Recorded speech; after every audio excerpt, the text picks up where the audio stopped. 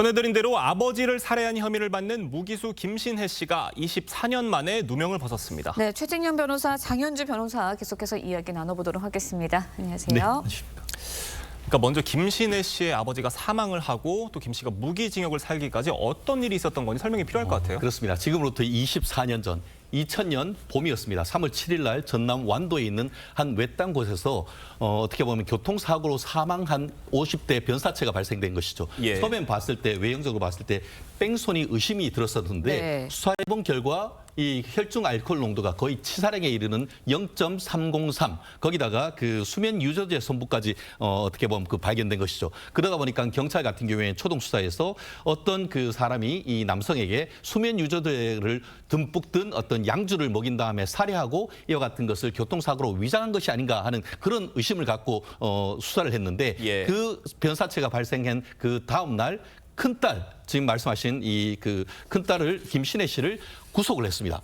그래서 어떻게 보면 수사하는 결과 존속 살인 및 사체 유기 아니겠습니까? 네. 살인죄 같은 경우에는 동기가 굉장히 중요하다 보니까 동기를 물었는데 이때 자백을 하면서 아버지가 자기를 성폭행했다. 그거에 대한 앙심이 있었고 네. 또 아버지에 대해서 생명보험이 들었기 때문에 그에 대한 보험금이 탐났다. 이런 부분을 자백을 했었는데 일단 재판에 넘기고 나니까 그런 것이 아니다. 내가 자백했던 것은 어떻게 보면 고모부가 이거 선처받아야 된다. 예. 그러려고 하면은 자백해야 된다라는 권유에 의해서 허위 자백을 했다라고 했는데 1심, 2심, 대법원 3심까지도 그와 같은 것을 허위 자백이라고 할 수가 없고 살해했다라고 해서 예. 유죄를 했었는데 지금 몇 년 전에 이 부분에 대해서 옥중에서 계속 억울함을 요청을 하면서 재심 사건이 됐는데 한 7년 만에 이번에 재심 1심에서 무죄가 판결이 선고된 것입니다. 네, 저희가 이제 앞선 리포트에서도 전해드렸듯이 재판부가 재심 재판부가 자백 진술의 신빙성, 증거,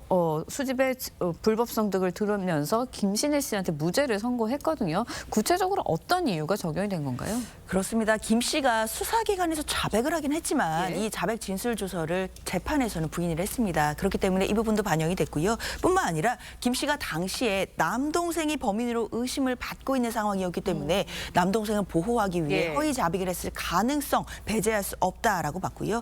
또 압수수색으로 확보한 증거가 이제 위법 승집 증거에 해당한다라고 본 부분도 분명히 반영이 됐습니다. 뿐만 아니라 술에 타서 먹였다라고 했던 그 수면제에 대한 공소 사실도 명확히 예. 증명되지 않았다라고 봤는데요. 부검 당시에 피해자의 위장 내에 많은 약을 복용한 흔적은 없었다라고 판단했습니다. 또 범행 동기에 대해서도 피해자가 성추행 행위가 있었다라고 했지만 이 부분 인정되기 어렵다라고 봤고요. 그 보험 부분, 보험금을 노렸다라는 부분도 이 김 씨가 보험 설계자 자격증이 있었는데 예. 고지 의무 위반을 위반했기 때문에 보험금 수령이 어렵다라는 사실을 알고 있었을 것이기 때문에 이 부분에 대해서도 범행 동기도 부인이 됐습니다. 뿐만 아니라 시체 유기 정황과 관련해서는 그 당시에 친구들에게 전화해 만나자고 했다 이런 부분들도 있기 때문에 범행을 인정하기에는 석연치 않은 부분이 있다라고 그렇게 판단을 했습니다. 지금 네. 이렇게 복역 중인 무기수가 재심을 통해서 무죄를 선고받은 거는 이번이 처음이죠. 법원 그렇습니다. 판단에 어떤 의미가 있다고 그렇습니다. 보세요? 말씀하신 것처럼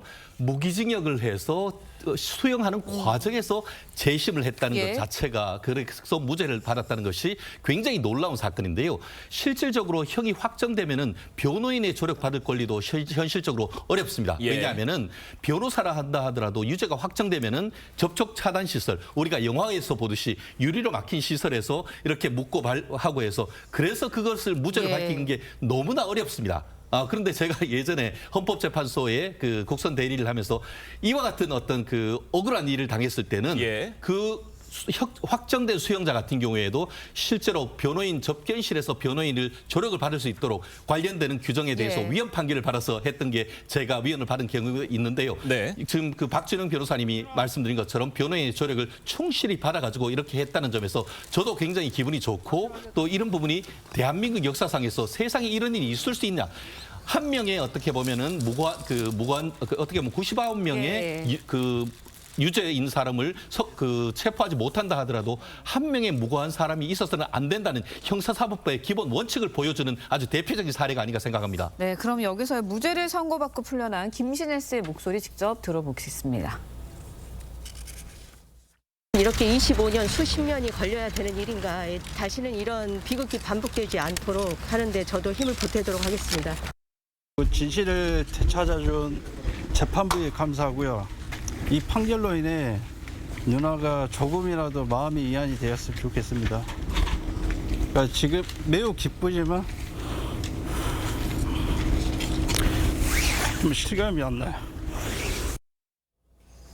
네, 뭐 김신혜 씨 목소리 직접 들어보셨지만 24년을 복역을 했습니다. 재심 개시 결정이 내려졌던 게 지난 2015년이니까 9년 전이거든요. 무죄 판결이 나오기까지 굉장히 오랜 시간이 걸렸고 그렇다면 24년이라는 시간 또 보상 받을 수 있는지 이 부분 궁금해요. 그렇죠. 일단 재심이라는 것이 어느 때나 열리지는 않거든요. 예. 그러니까 재심을 개시하는 결정을 받기도 상당히 어려운 부분들이 있습니다. 그 결정이 2015년에 법원에 의해서 내려졌는데도 사실상 재심 재판이 제대로 이루어지기까지는 시간이 많이 걸렸던 네. 것으로 보이는데요. 그 과정에 뭐 재판부 기피 신청이라든지 뭐 변론 대리인의 뭐 교체 이런 부분들도 있었지만 일단 1심에서 무죄 판결을 받았고요. 이 무죄가 만약에 확정된다라고 한다면 당연히 국가를 상대로 국가 배상 소송도 할 수 있는 것이고 형사 보상 청구도 가능한 부분들이 있습니다.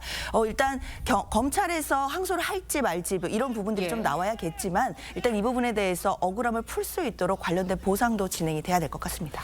네, 최진영 변호사, 장현주 변호사와 함께 사회 토크까지 이어서 이야기 나눴습니다. 두 분 말씀은 여기까지 듣겠습니다. 감사합니다. 고맙습니다.